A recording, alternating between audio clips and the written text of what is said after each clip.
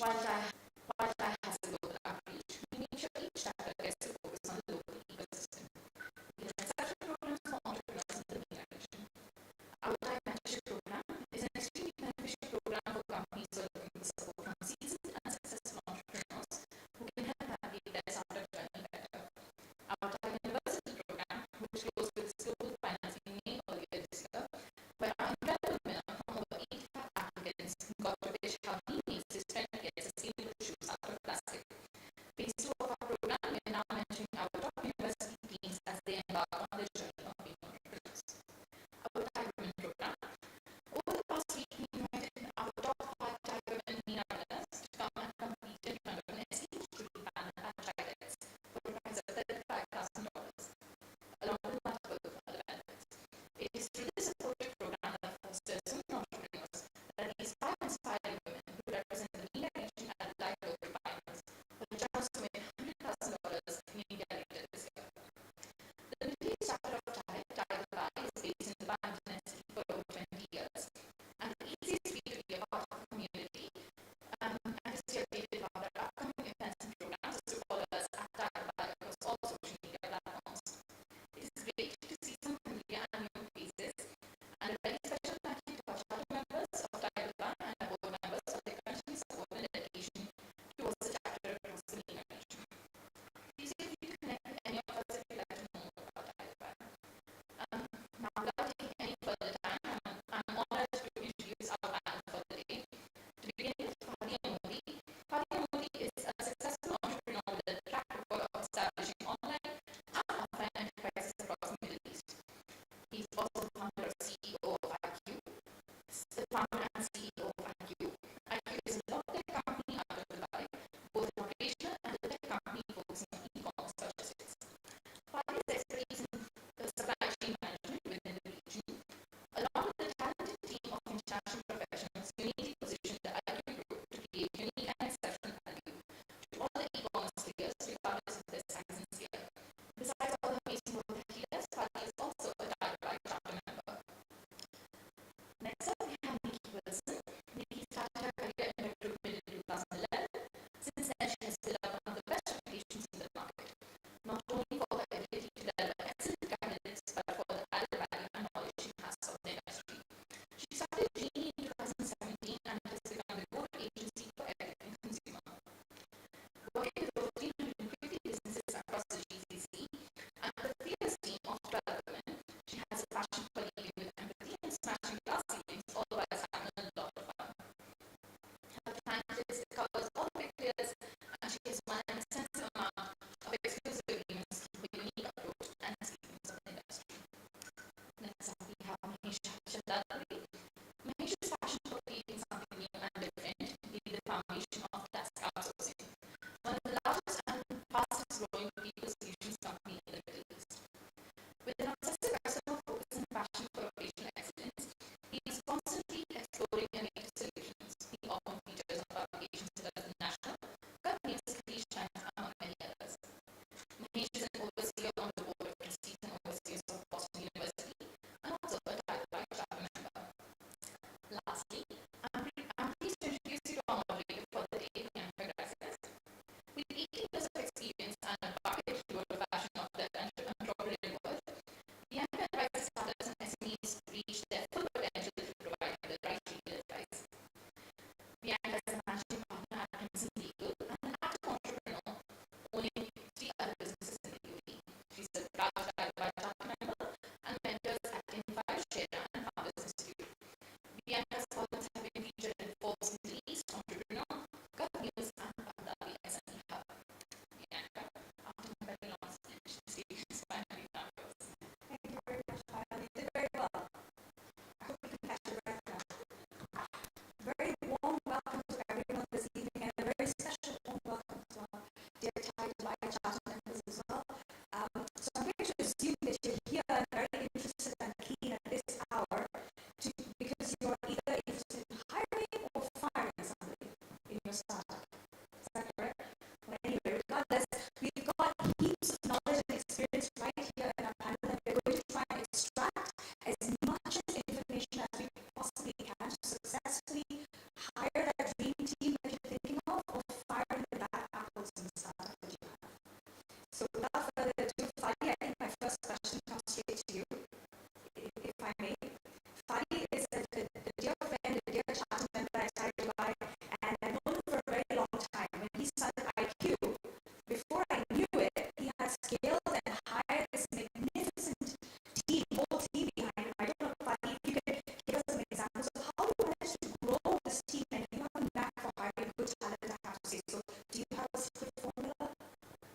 I was sitting further from you, or actually, someone else would get the question first. Anyways, lovely meeting everyone.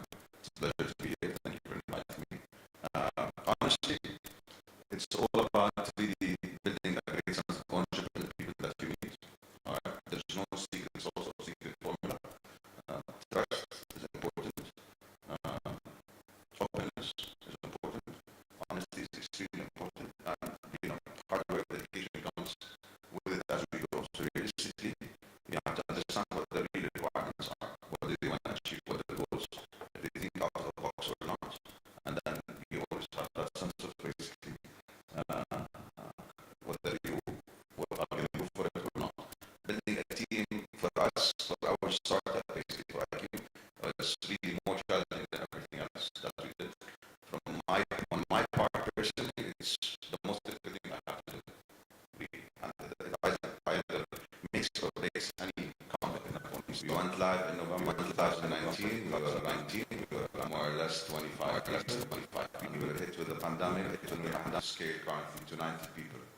So that's another like 70 people plus within those 2 years of the pandemic, whereby you really can't be accessible to great talent from all over.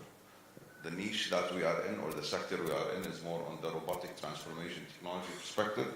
So these kind of talented resources or colleagues are hard to find anyways, right? So it's a great challenge, but it's a challenge that we all have to take. On that note, I'm going to come to you, Mahesh. You've built a successful little conglomerate for yourself. And you've obviously hired and fired a lot of people in your time. But that being said, you also hire or recruit for massive companies in the UAE.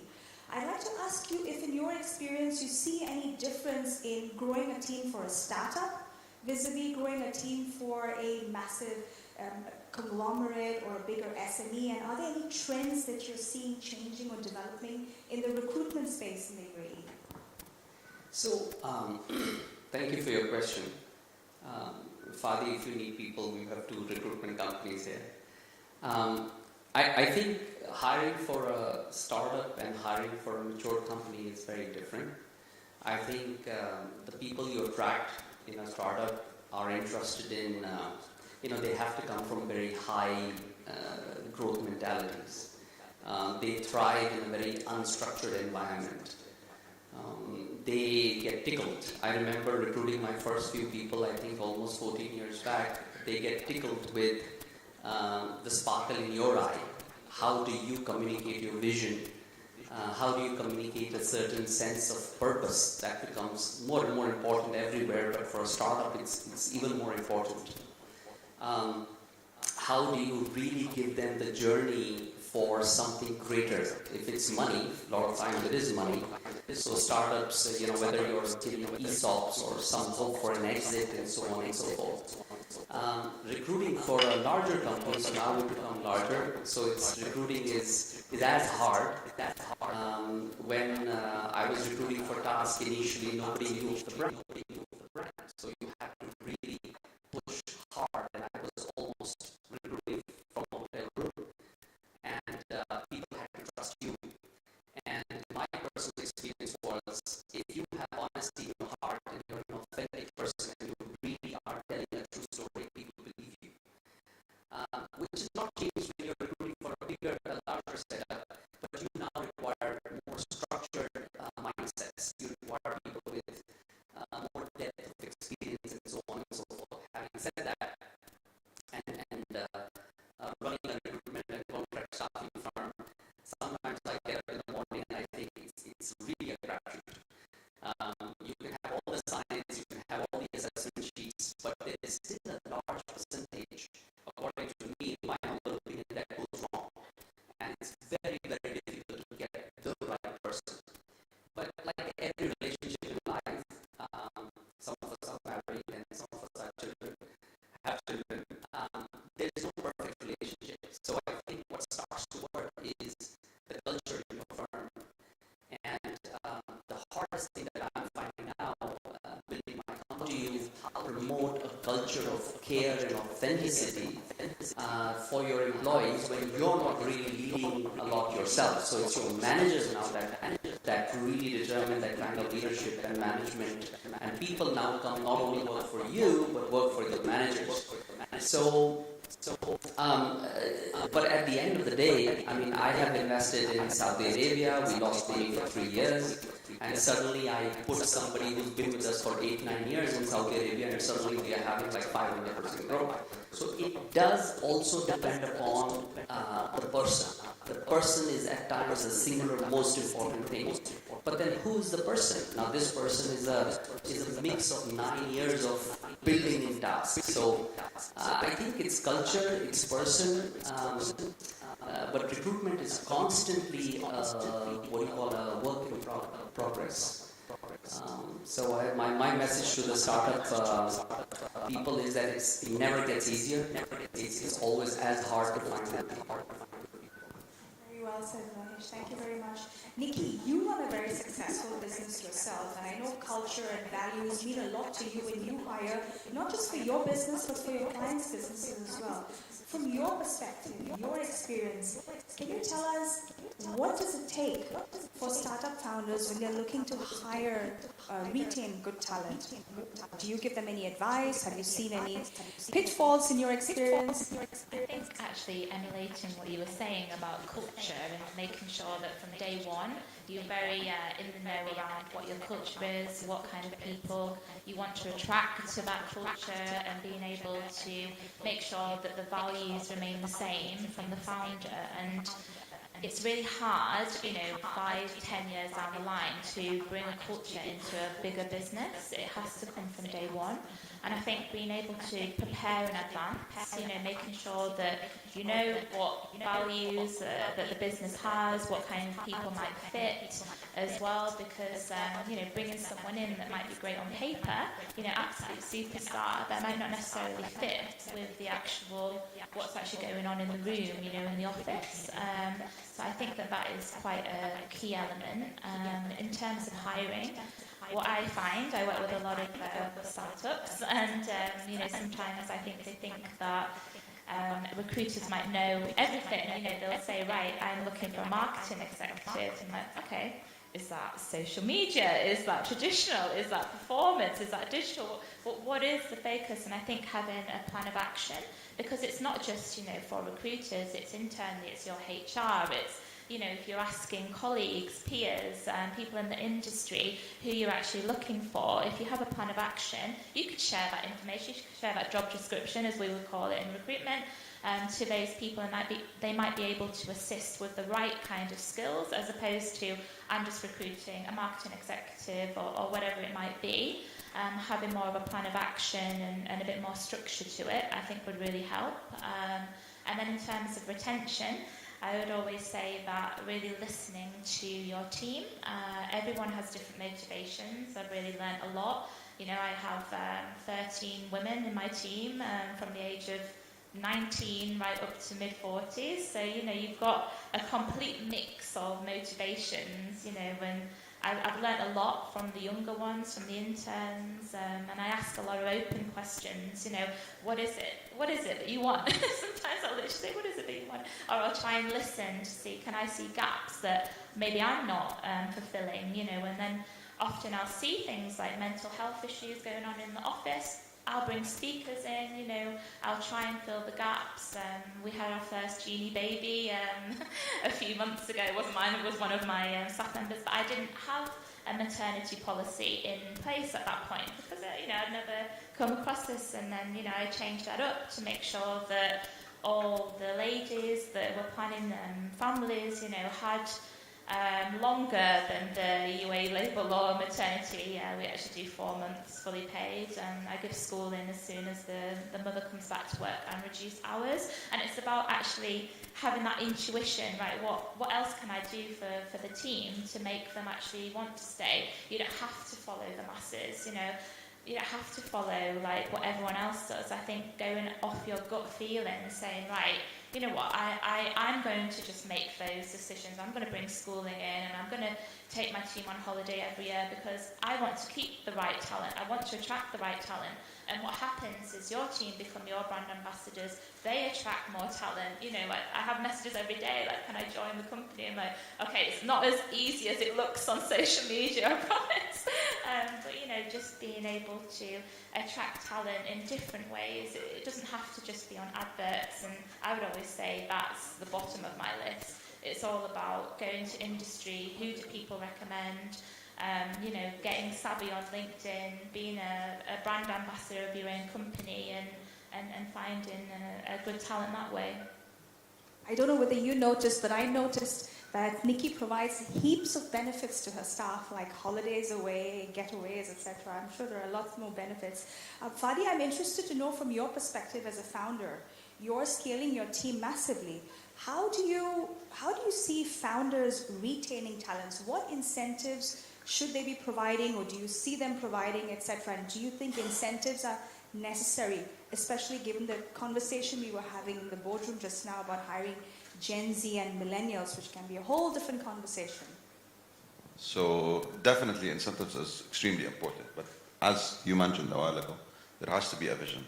They have to fight for something. They have to fight for you, with you, by your side, in order to achieve what you really want to achieve. If you have that sense of ownership, you're on a good path to success. Realistically, currently, right now, we're around 90 people. Hopefully, by end of next year, we're going to be around 240 and scale from there. Hiring a great talent or building a great team and a great corporate culture is not easy. It's the most difficult thing that any startup founder could do, honestly. I passed through all of it. Realistically, you'll get to know with time that wherever you have them with you or by your side, the team will get you a bigger team and a better team with you. But they need to believe in something. They need to believe in what you're building, what they're building together, and there should be an end goal. As you mentioned, ESOP plans, whatever it is, benefits, etc. But if they don't see that vision, and you're really not disrupting something, but really enabling a better future or a better service or a better solution, you need people to drive, right? So you need them to all be on board with you. You can have 1,000 people, verticals. You're either going to be horizontal or vertical in silos. So you'd rather be as a team instead, and this is how I see it, honestly. Mahesh, I'd like you to chip in as well. How do you see businesses or startups incentivizing millennials or Gen Zs? What do you think they should do or could do to attract and retain them, especially given their fickle-mindedness, if I should say? I think I go down to basics. I think you have to listen to your staff, and you have to listen to the Gen Z or whoever it is. So recently we started a very harsh measure in our company to measure employee satisfaction. So there are three types of, according to me, largely three types of employee. There's employee satisfaction, which is the loosest. Are you satisfied? The second one is employee engagement, how engaged you are. The third one is we use something called an ENPS, which is an employee net promoter score, which means, I won't take too much time, but if you have 100 employees, for example, if you have 33 that are promoters that are actively promoting your company, you have 33 passives that give you 7 and 8 out of 10, and you have 33 detractors giving you 1 to 6. Your ENPS is actually 0 because it is the passives don't count, and the promoters minus the detractors is what the score is. So it's one of the harshest forms of measuring, and it's very pure. So, and we use the Gallup methodology. We ask the 12 questions, and what's really coming across more and more, and this year, I don't know, many of us have faced it. There's been a huge resignation in some of our international offices. We've had a lot of people leaving. What I feel is, and it is the great resignation in the world. I believe at some point about 4 million were changing jobs every month. I believe even this year, at any given point of time, 50% of the employees in companies are looking to change their companies.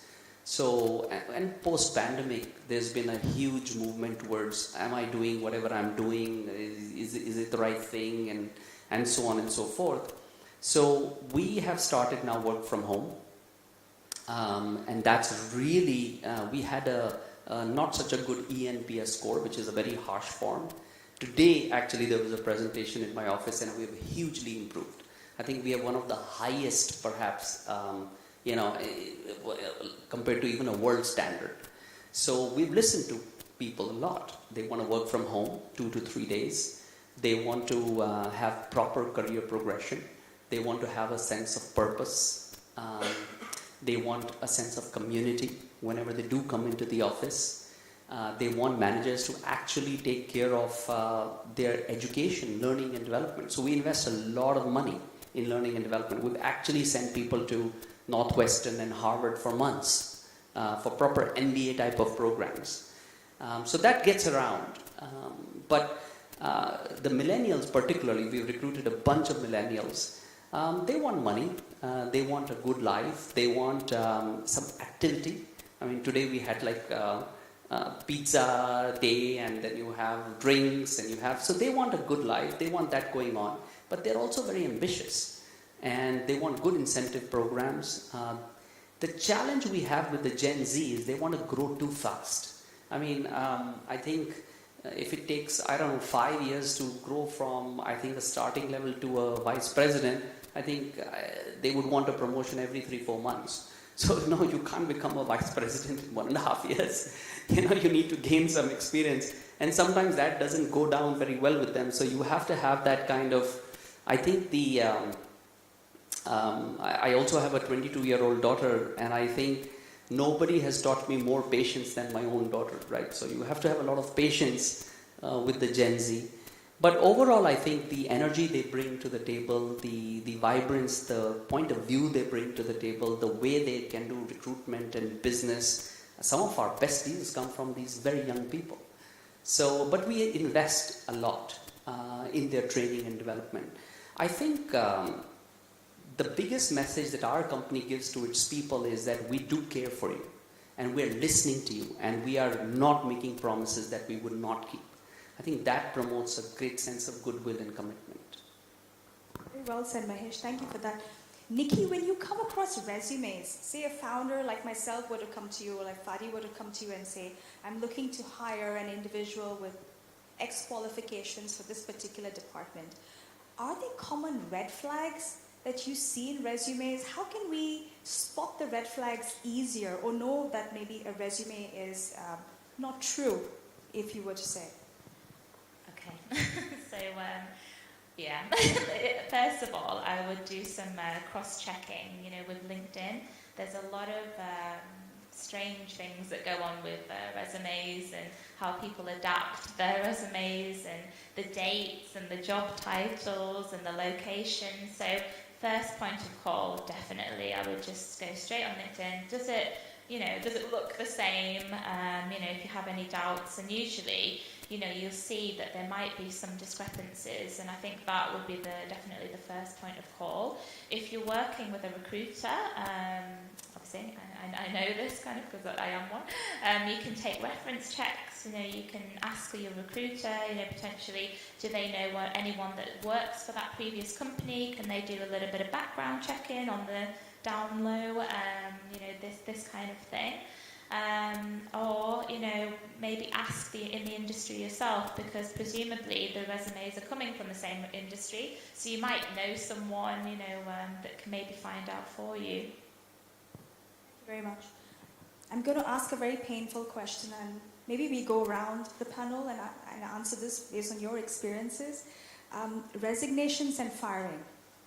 What have been your individual experiences, and what tips would you give founders when, say, their staff come to them and resign after they've invested heaps of money, time in training them, etc., or when you have to fire them. What's the best way to fire somebody? Fadi, maybe start from you. So let's start with resignations first. Of course, it's very difficult when you see a great team member or a colleague that wants to go. But at the end of the day, you have to understand that they might have a different passion that they need to achieve. So you have to be mindful of that. To the contrary, we try to, maybe we have 5 people that already left between letting people go and also resignations. It's always, they said you have 3 to 6% of whatever is normal in any startup in the first year.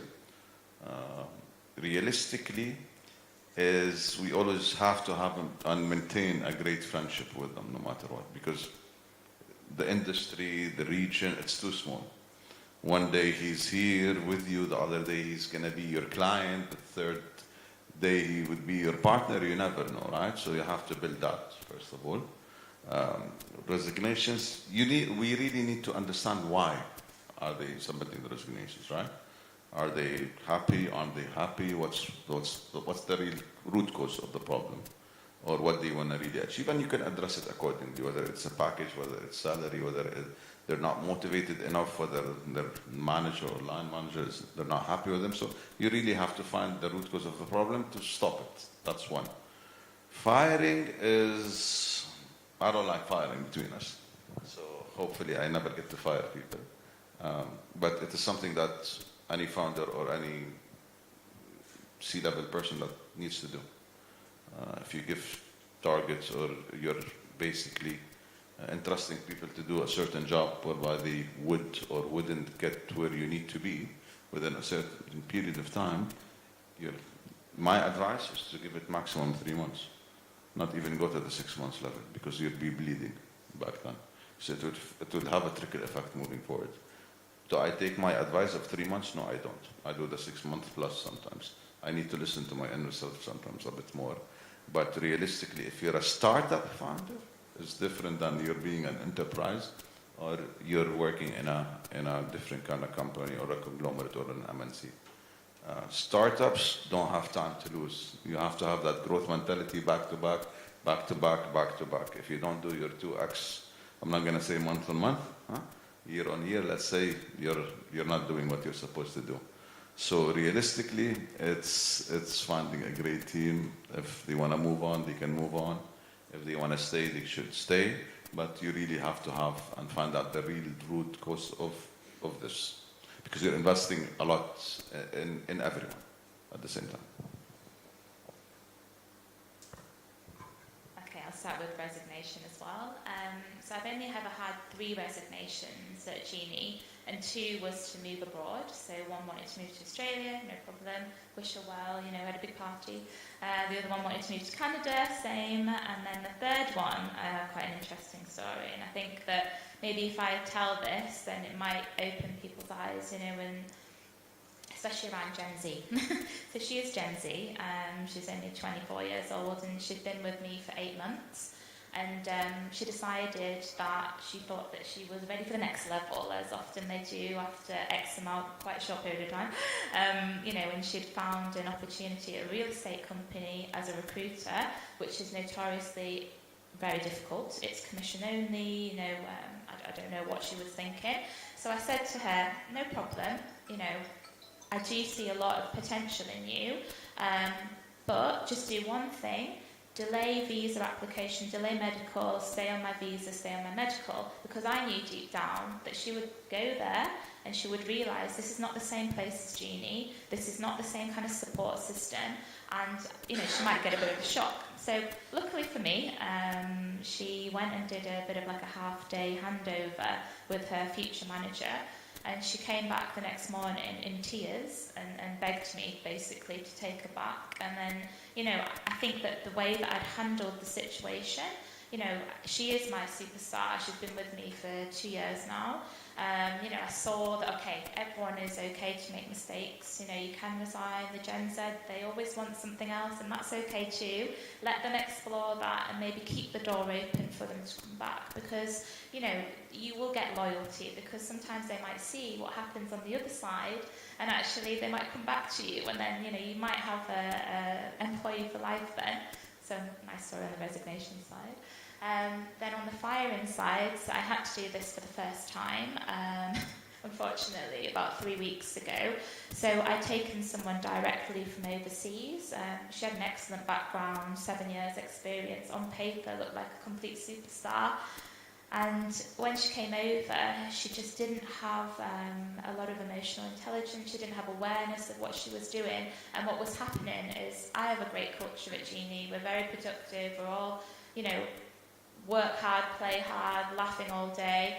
And the problem started. She came in, she started annoying everyone. And what this wasn't necessarily all about skills, because she did develop the skills over time, but she was like bringing in a lot of toxicity in the room. Sometimes I'd see there was a lot going on, people talking about her and then coming to me complaining. I thought, this is not the culture for me. And I had to just have a chat with her, and I said, okay, I know that you've developed and we've extended your probation, but I just don't think it's working out, and we'll do everything that we can to help you find a job. We sent her out for interviews with our clients, we did all this. She messaged me yesterday, and I think just being there for even the people that might not have worked out, if you can, obviously if it's a toxic situation and they steal something or something, yeah, don't do that, but if you can, and they're going to be a brand ambassador for you as well, because if they say, well, didn't you work at that company, they'll say, well, I did, but it didn't work out, and they were a really great company to work for.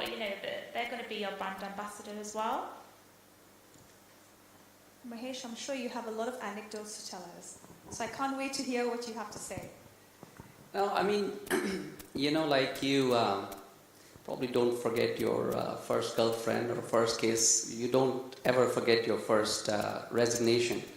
And it almost feels like a sense of betrayal, when you hire somebody, and many of us who are founders and entrepreneurs, you bring that passion towards hiring. And when somebody wants to leave, you're like, what? I'm the star. How can you leave me? But of course, there are other bosses, better ones out there. There are better companies out there. So resignations, I feel, are always very painful. I've had a few of my own, and they're always very difficult. Over the years, as the company has grown, I've had resignations where I've liked somebody, but I've had no control over it because they report to a manager whom they probably weren't happy with, or they weren't happy with something or the other.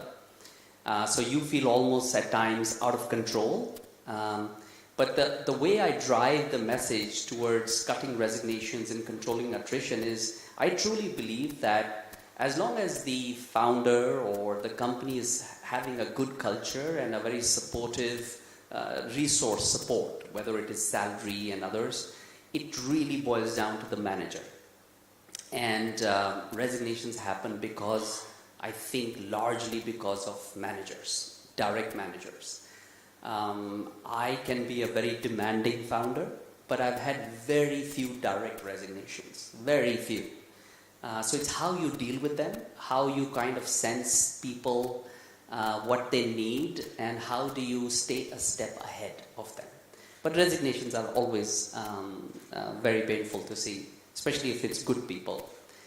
Firing is even more painful. And firing people who you like, and I've had few of those in my life, where they've really done well for you, they're performing, but the company is growing at that growth rate that you really feel that they are not giving you enough now, or they're not the right people anymore. And, I've had some tearful bye-byes, and I've had tears on the other side. But I've always felt that it's very important, sometimes even more important than how you welcome people, it is how you let them go. They are your brand ambassadors always. And we try to do a very good job. Sometimes we do, sometimes we don't. But firing also is important. And the way I get over it is by thinking that there is a larger purpose here. And at Task, we employ thousands of people. We take, so our purpose is creating opportunities and impacting lives. We take it very seriously that the thousands of people we employ, we serve their families. So you have to keep the ship and the boat afloat. And for that, hard decisions are a part of the entrepreneur's life. So if somebody has to be fired, they have to be fired. I know I've been holding the golden microphone for far too long, so I'm going to open it to the audience. If you have any burning questions for our panelists, please raise your hand, and we'll probably pass the microphone. Ashish?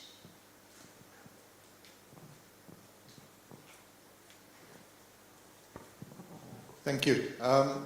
So a bit of an experience here before that when it comes to firing, and this is a lesson I've learned many years ago. Sometimes it's better to fire someone for their benefit. And as Mahesh was saying, there was an example where you have someone who's mid-40s, early 50s, they're sort of stagnating at a certain stage. And you know you can't really do much more for them. They're not going to grow with you. And it's at times better to say to them, I'm going to let you go because I know you've got potential, but not here. And I'm going to be doing you a disservice by keeping on to you. And it's hard for people to understand that. But I've had this, and I had an example last week. I met someone who I let go about 12 years ago. Star performer, did extremely well for me, but I knew he was in the wrong place. He's left me. I met him last week. I go, where are you? He goes, exactly where I went after I left you. I'm still in the same company. I'm now at the director level. And I've seen him grow. And he's grown leaps and bounds because he didn't realize what his own potential was, but I could see a lot more potential in him than what he was at the time. So it was the same thing. There were tears when I let him go. Why? I can still do this. And I'm like, no, let's move on. You can do a lot better than that. So that's one experience I'm going to share. But for the panel, I was going to ask the question on quiet quitting. What are your views on what we're seeing now with the whole phenomenon of quiet quitting and just doing enough to get by?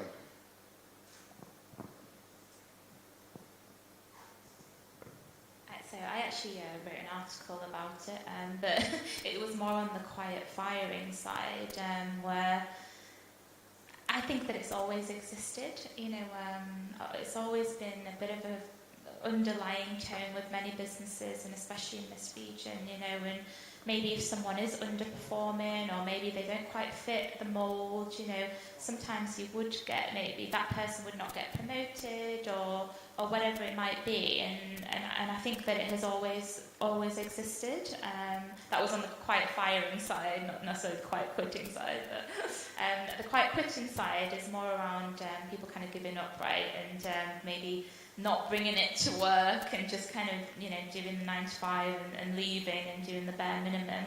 But again, I think that that's always existed as well, and it's just about people identifying those individuals and being brave enough, especially startups, being brave enough to say, this person isn't working for this company, I need to let them go. And, even with my example, I did keep her for 4 months, and now when I reflect back, I think, oh gosh, she probably was a quiet quitter, actually. Now that I've probably just realised that right now as we're having this discussion. Because she probably was doing the bare minimum, and actually it was bringing a lot of toxicity to the work, to her work as well as her teammates. So yeah, I think it's always been there really in many companies. Well, just a quick one. I think it's driven from the top. It's driven from the entrepreneur. What is tolerated becomes the norm. So if, like in our company, I never come across any quiet quitters because it's sometimes it's such a buzzy environment that, if you're not going to bring your A game to work every day, somebody's going to spot you out, and they're not going to stand for it. So it becomes almost culture. So I don't have much experience on that.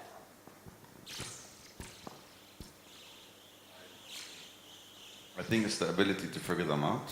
So we don't have quiet quitters. We tried to build a performance versus potential matrix, and we have everyone on it. And you can tell basically, right?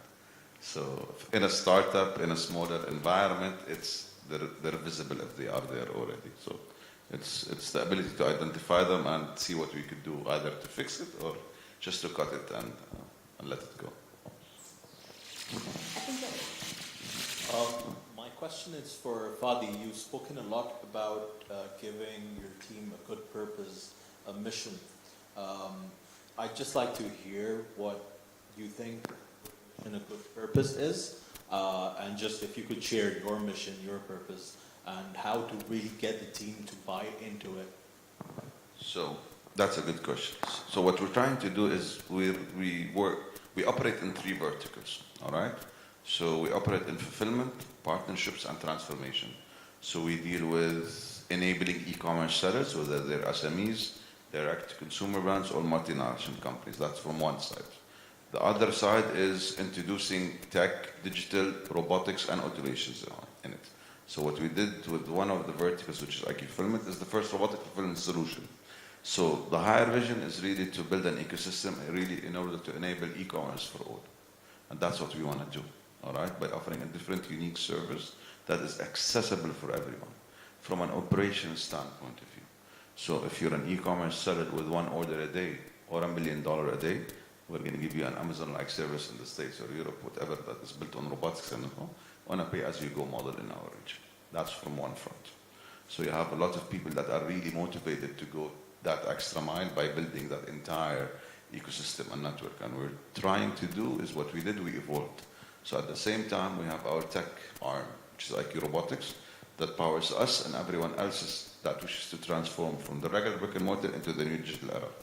Don't get me wrong, we're less than 3 years old. We're going to be 3 years old in November, all right? 70% of that time was the pandemic, more or less. So year zero is this year for us, more or less. And once they see that the likes of Shaya Group, Emers Post, Saudi Post, a lot of other big entities are coming each and every single day in order to talk about solutions, not services, in order to really transform customer experience, that's when you really have everyone motivated behind that vision in order to really transform the entire industry. We don't promote ourselves as disruptors. To the contrary, more or less as enablers. Because at the end of the day, I'm building everything. But if another 3PL provider comes and tells me I want the same thing, I'm telling them, yes, we're ready to give you that technology. Because out of what you built for, what we built for you, or what we transform in you, is that we're building a better ecosystem for the entire region in itself, and maybe we go global from that.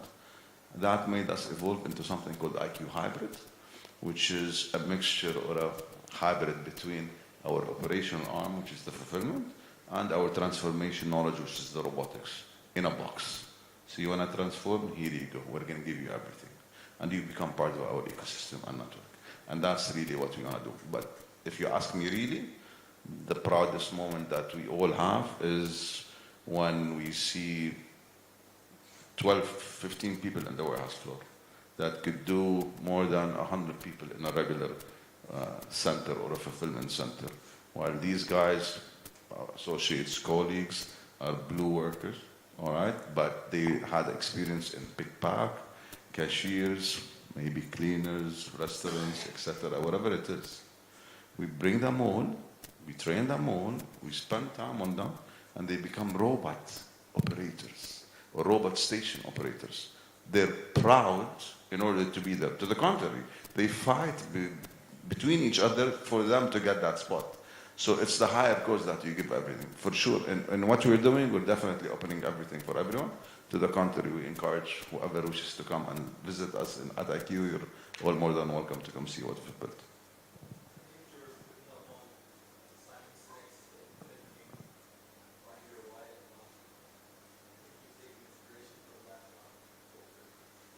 It's a very good question. Thank you. Gentleman over there, holding the microphone. Okay. Good evening, everyone. So I'd like to ask from the perspective of a founder who is just about to start their own company or agency, how can they hire, how can they identify people who share the same passion or who share the same goal, who don't necessarily work for a salary, who don't necessarily want to work not having that like the salary as the primary goal, but really having a mission and sharing the same purpose. how can they identify that person? And maybe if the gentlemen and ladies here can maybe also share their experience of how they were able to hire their first employee. Well, if I remember hiring my first few employees, you know, I believe in a lot of analysis, process, systems, and we had them actually from day one. So assessment sheets while hiring. But I do believe that there is a certain gut energy, the feeling from the gut or energy that you will pass back and forth when you meet the person that will connect with you, that will get engaged with you, that will look into your eyes and feel the energy that, okay, this, like you are taking or going to take him or her somewhere in a different space, you will feel it. And you will otherwise feel that the other person is either coming only for a stepping stone with you to go somewhere else, or just only for the money. I think you will know this. I mean, I've had weird experiences where everything looks so good, but it just doesn't feel right. I've had experiences in America, I remember, when I didn't really have much money and I was interviewing. I flew down from New York to Houston, and the guy had such a fantastic resume. And as he was putting his jacket back in the restaurant from his chair, and I was recruiting for a vice president paying, in those days I remember about $100,000 to $150,000 of salary, which I didn't have much money, so I was pretty much giving all my savings to this one position. And when he picked up his jacket, I saw that the inside ream was all torn. And I said, if he's doing so well with IBM and this and that, how come he's wearing a funny torn jacket inside? And then when I talked to the recruiters and I explored, it was a completely fraudulent resume. So right from that extreme to good people but don't connect with you, to people who may not seem totally right but have that kind of passion and enthusiasm you can feel. I think skills can be learned, but attitude and enthusiasm can't be taught. So when I'm recruiting for my own team, I really go off my gut feeling quite a lot. Maybe, you know, I've been working in recruitment for 11 years. Maybe I can see through CVs. I don't know. Maybe it's a superpower. But I often recruit for my own team when they have no recruitment experience. I take people from industry. I take people from 18 years old. I like to mould people, raw talent. I like to see passion. I like to see something maybe a little bit different. Maybe they did something that stand out to, you know, not just the bog standard email. Maybe they did something a little bit different to say, right, I really want to work for you, or they've done their research. And we do a lot of hiring of interns. I take around about 4 or 5 every year, not just for me. I want to evolve them to say, right, if I can show you a great experience, you know, working for a great company that's going to teach you everything, and then you go on and work for another company, then I've only added value to your experience. But if you stay with me, you know, you are a recruiter, then that's amazing too. And I think that looking at lots of different angles, not just skills on paper. You know, there's amazing talent out there. Like my best performer came to me when she was 18 years old, and she had only, you know, worked in a shop. You know, she has a team of 3 now. Like, she's 26 years old. She has a side hustle on Deliveroo. You know, absolute entrepreneur herself. And I think that being able to identify passion, that like everything you just said, actually, passion, it will come through more than skills on paper, definitely. Good evening. So, Bianca, guys, we were sitting in the lounge inside, right? Before we started the panel. And I said, that's the great guy. That I know that. I meant Ibrahim. So that great guy is Ibrahim with this question. Amazing guy, great guy, and this is real life. Love him to join us. He would definitely join us. I want him to join us, definitely. He works with an amazing multinational company, by the way, huh? Has an e-commerce without mentioning names. but I want him to join, and he will join at the right time for his benefits. And the right time, hopefully, is very soon, by the way. So realistically, this is just sweet and simple and short. I'm going to keep it for that.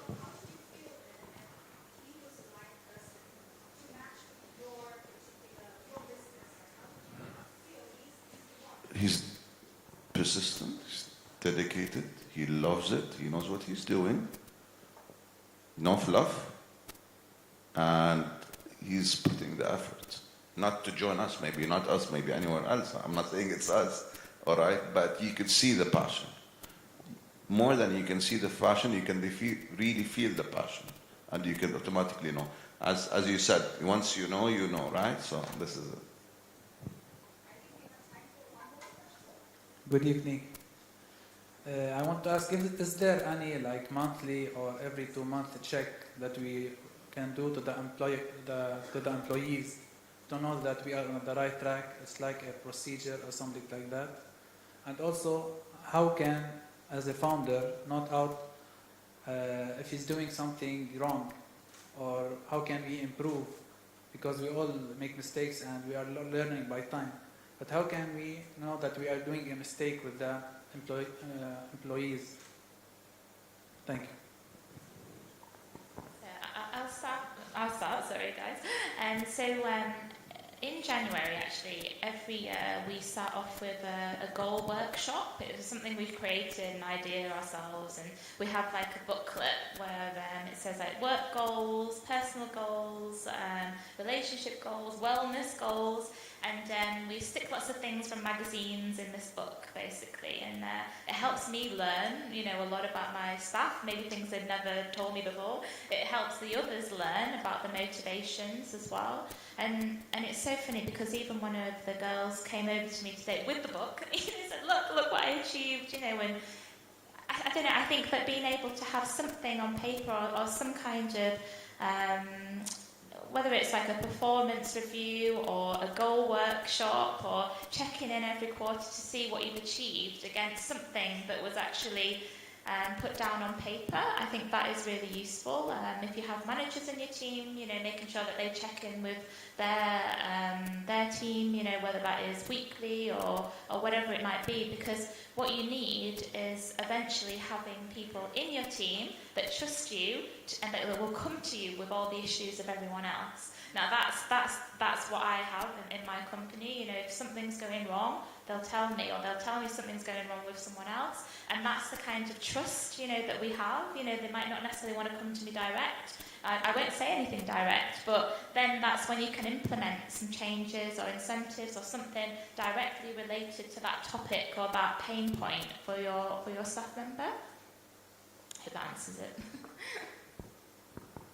Yeah, no, just a short answer. I think one thing which we do quite well is that we make expectations very clear, the goals very clear, and we have something called a balanced scorecard, so it's not just money you have to earn. So we have client satisfaction scores, we have employee satisfaction scores. So clearing expectations, making clear goals, financial and non-financial, is very, very useful. The other thing which sometimes companies don't do very well is making it very easy to evaluate. So if somebody does a good job in the first quarter, after 6 months, there shouldn't be much subjectivity. So if the employee says, I think I did great after a year, it should not be too much subjectivity that the other person, the manager says, I don't think you did so well. So documentation and the way to measure it, like, SMART, SMART goals, specific, measurable, achievable, results-oriented, and time-bound. Just going to add one small thing on what you said. Feedback. Feedback is extremely crucial. If you're not going to give them feedback, they're not going to be able to do what you really want them to do or what they really want to achieve. So as much as you can, let it be constructive, positive feedback, whereby they really know if they're aligned on what mission or vision you want them to be on.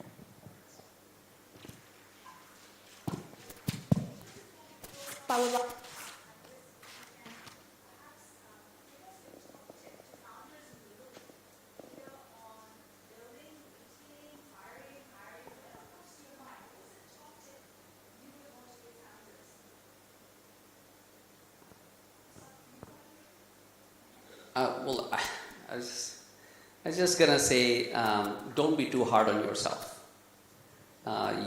When you're a founder, you can actually set very high expectations for yourself. So don't be too hard on yourself. Even to your best efforts, you can go wrong in hiring. At the same time, don't delay if you don't get the right person. Be open to changing them. Take it easy. We all make mistakes. So from my side, it would be more on the retention side. So I'd just say, listen.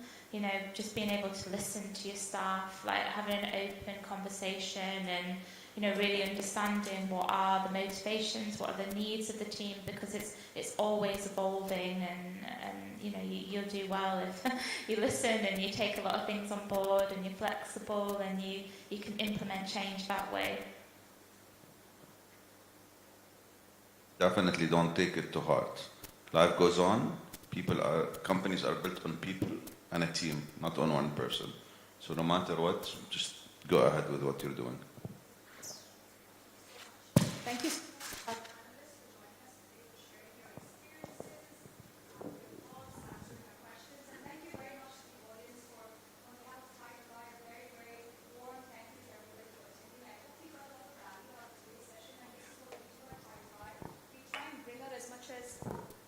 I can't project my voice enough, I guess.